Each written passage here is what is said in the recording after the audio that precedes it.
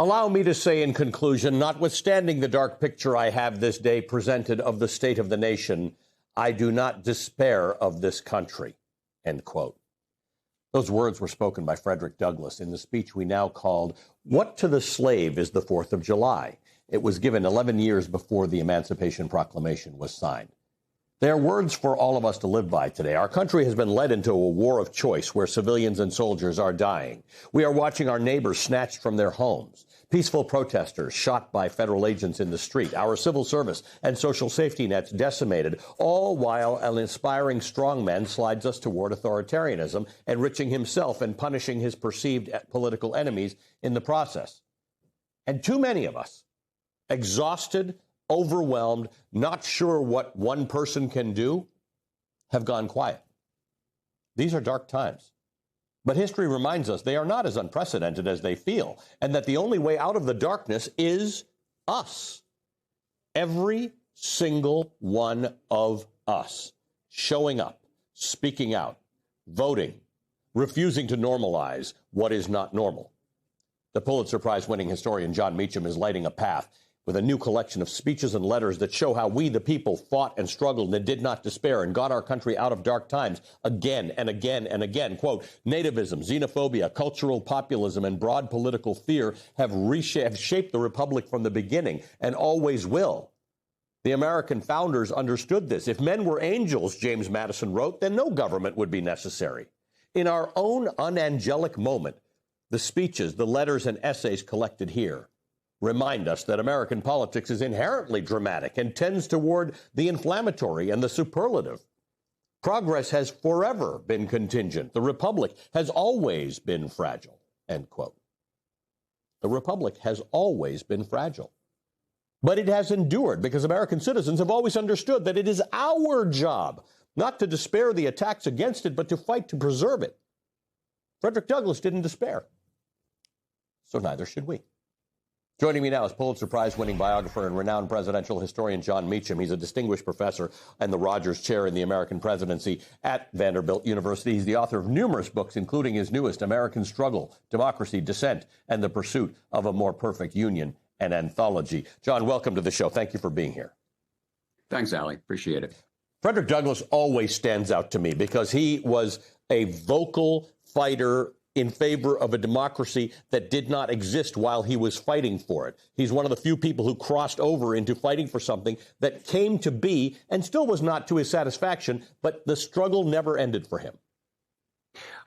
Imagine what it takes for a man born into enslavement, who escapes enslavement, moves to Rochester, New York, is so anxious about coming farther south that he doesn't like going any farther south than Philadelphia. Didn't like coming to Washington because it was so close to Maryland. As you say, it's 1852. We are in 5 years, Dred Scott will come down. The Supreme Court will declare that Black people are not included within the compass of the Declaration of Independence, which means they weren't included in the definition of men. Imagine what it took for him to stand there in Corinthian Hall in Rochester, New York on the 5th of July and say, I, for one, do not despair of the Republic. The fiat of the Almighty, let there be light, has not yet spent its force. And I think an answer lies in that allusion, in that marvelous line, the fiat of the Almighty. Douglass was driven by a conviction about a theocentric, invisible order that has visible effects. It was the same force that put John Lewis on the Pettus Bridge. It was the same force, honestly, that put men on Omaha Beach and had men fighting at Gettysburg. It was the sense that we were founded on an idea. We were founded on a conviction, not blood, not soil, but we could ascribe to this important insight that Thomas Jefferson articulated, applied incompletely, right? Don't get out the kettle drums and the trumpets here. This is not nostalgic. Mm-hmm. What's remarkable is that someone like Douglass, in an hour that I promise felt worse than this one. Yes. If you're a Black man in 1852 in the United States of America, it was pretty bleak. There was a bigger hill to overcome there. We're trying to save our existing democracy. Frederick Douglass was talking to people in a country that did not enjoy full democracy. And didn't until 1965. Yeah. Right? People like me are wondering, we're all talking about the 250th anniversary and a lot of tote bags and coffee mugs about that. We're really only 60 years old or so, 61 years old. 1965, with the Immigration and Nationality Act, which undid the nativist immigration quotas of the 1920s, which were passed in the middle of the rise of the Second Ku Klux Klan, a reaction to the First World War, a reaction to the Bolshevik Revolution, the first Red Scare, the Scopes trial in Tennessee, in my native state, in an apparent attempt to disprove Darwin, we outlawed Darwin, right? I mean, you had a lot going on here. You had demographic change. You had technological change. Radio was the iPhone of the era. Now, I want to be very clear. I am not saying that because we, the people, have managed to create a more perfect union in the past, that does not mean that this too, meaning the era we're in, is going to automatically pass. It is not. But it is true that the Constitution was written for moments like this. It was written and conceived with a sense of man's fallibility and our frailty and our selfishness. And this is a moral crisis. As you just said a moment ago so wonderfully, if each of us decides, no, we're not going to hand over an experiment conceived in liberty, sanctified by the blood of so many people, known and unknown. We're not going to give it up to social media algorithms and aspiring authoritarians. We cannot be that generation.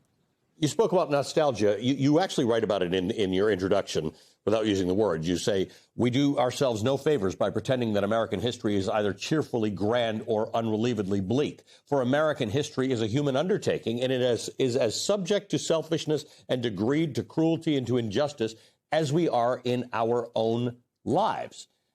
You really are speaking there about the ebbs and flows. It's no use thinking about MAGA or how America was always perfect or always great, but it is useful to think about overcoming difficult times. And you've talked about Frederick Douglass. You've talked about 1852. We talk about the Civil War. We then talk about the suffrage movement and the civil rights movement and the Vietnam War. We constantly do this, and generally speaking, taken as a whole, your book indicates that we succeed far more often than we fail.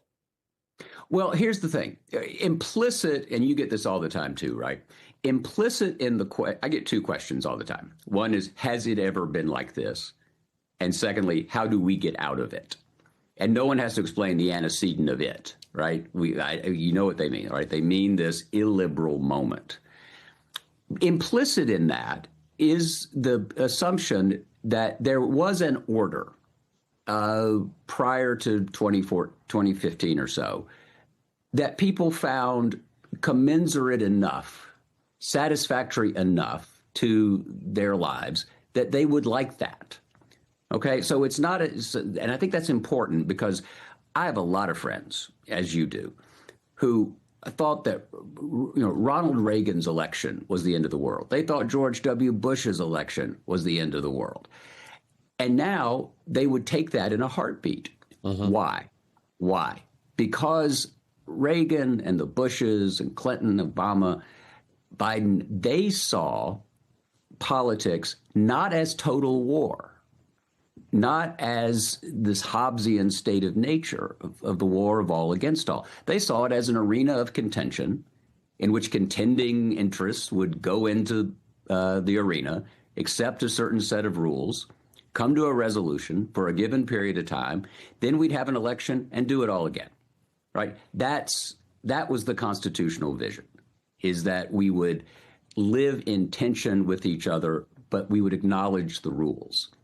And we would have a noble end in mind. We wouldn't fight over the end, the goal. We'd fight over the means. That has broken down. So what we are looking for here is people not saying, I want the country to be 100% the way I want it. What they want what we're asking for is we want to have a fair debate. We want to have checks and balances. And then we will keep pushing toward a more perfect union. We cannot see each other as enemies. We can be opponents, we can be rivals, but if everybody's a mortal enemy, that's autocracy. Yeah. And that's what the American experiment was founded to try to keep at bay. It is an excellent anthology, John, as is everything you write. Thank you. Remarkable work. John Meacham is a Pulitzer Prize-winning biographer. He's a presidential historian. He's the author of the new book, American Struggle, Democracy, Dissent, and the Pursuit of a More Perfect Union, an anthology.